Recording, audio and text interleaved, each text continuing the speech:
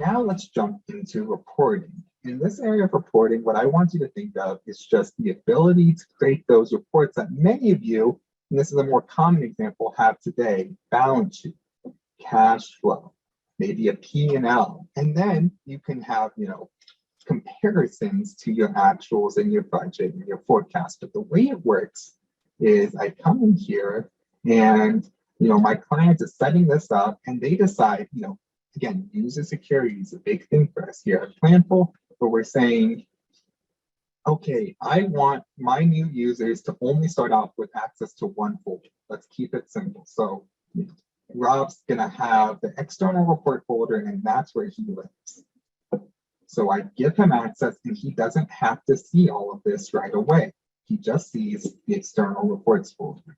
So enabling users doesn't have to feel overwhelming. Rob can also have his favorites, where he decides if he does have access to a lot of different folders, navigating between them to get to those key reports can feel frustrating. Our clients have felt that. Instead, they use favorites as a way to jump between different folders to get to those key reports.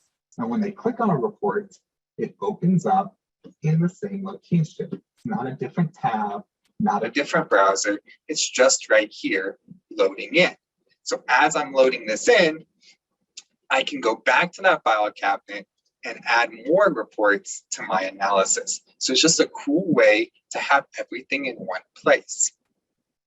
The great thing about these reports is Planful is what we call data agnostic, which means you can take data from any source and provide it together here in the application. So while my sales may come from my ERP, as I scroll down in this P&L, you'll notice at the bottom, I also have what we call statistical data, data that's not directly related to your GL hierarchy, but things like the units sold, the number of SKUs, the average sales price, ASP. You can have that as well here in your P&L. So what are we looking at today? So I clicked on this report from my file cabinet, and I'm comparing my profit and loss for my plans versus actuals versus forecast. And that CY-PY stands for current year and prior year. So I have decided to set up this report to have each column represent what we call one of those scenarios. And then from here, I'm allowed to engage and collaborate on the face of the report. So we can come in and just like I clicked on Q2 to show April, May, and June, we can click on gross sales and answer the question, what does gross sales really mean? These are the 3 accounts within my hierarchy that produce gross sales. So what this is allowing you to do, it's allowing your users to not have to respond with, oh, hey, John, or hey, Jim, how did you get to gross sales again? What's the formula you used in Excel, or which tabs did you connect to get that final summary page? No, they can just click on any aspect of your data here in Planful and understand what produces it. That drill through capability is critical.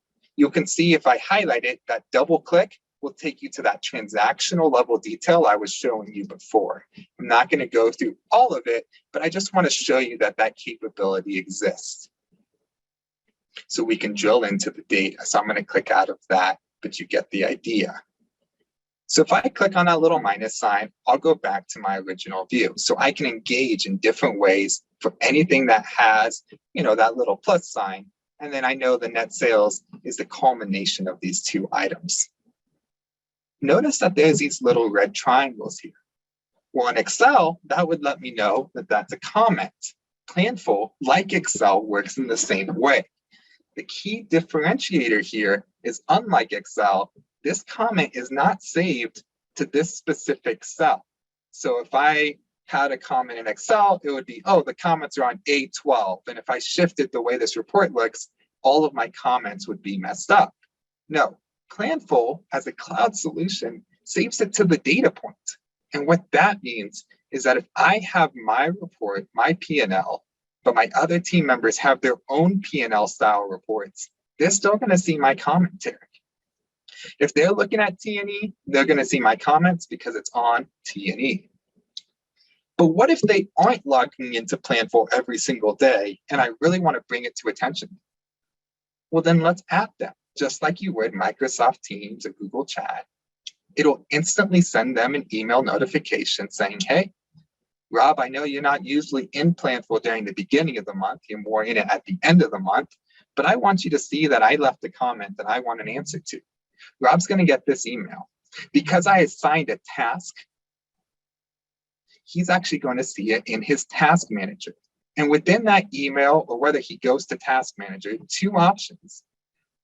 He's going to get a link that can go directly into the report I left the comment, because while he still can see it in his own reports, maybe he wants to see the view I was looking at.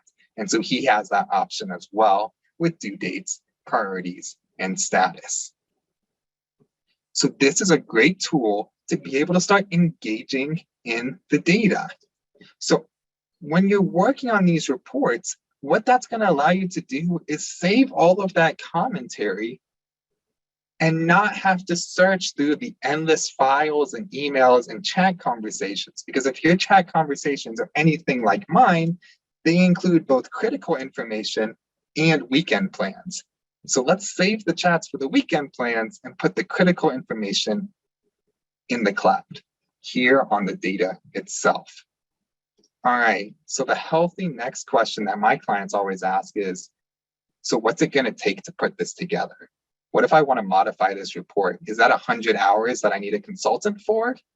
No, it's 30 seconds and you're good to go, because these are built in building blocks that we call report sets. And what report sets allow you to do is they allow you to mix and mold different pieces together to adjust the report. So if I scroll up to the top, I'm going to show these headers and give you a little introduction of how reporting works in Planful. So reporting works by creating what's called an intersection of the data. If I decide column F is my actual prior year and column G is my actual current year, and the row is gross sales, that intersection means it's gross sales for the current year, gross sales for the budget, etc.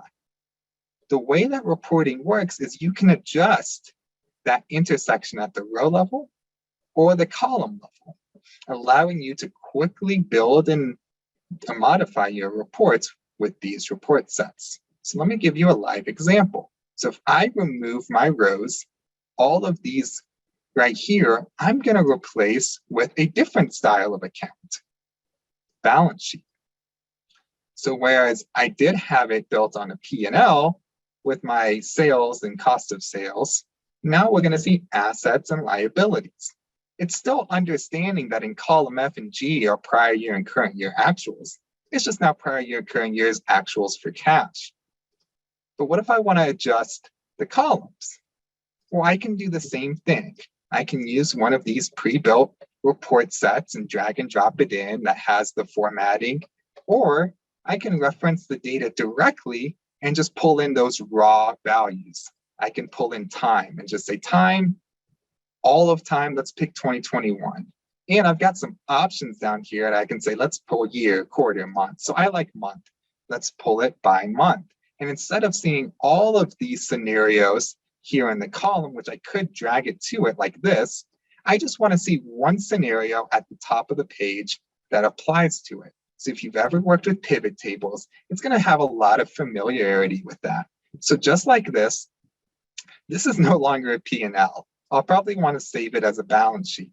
But you can see we've completely redefined this report, and it's really only taken me about a minute to completely change a comparison P&L to a trend balance sheet.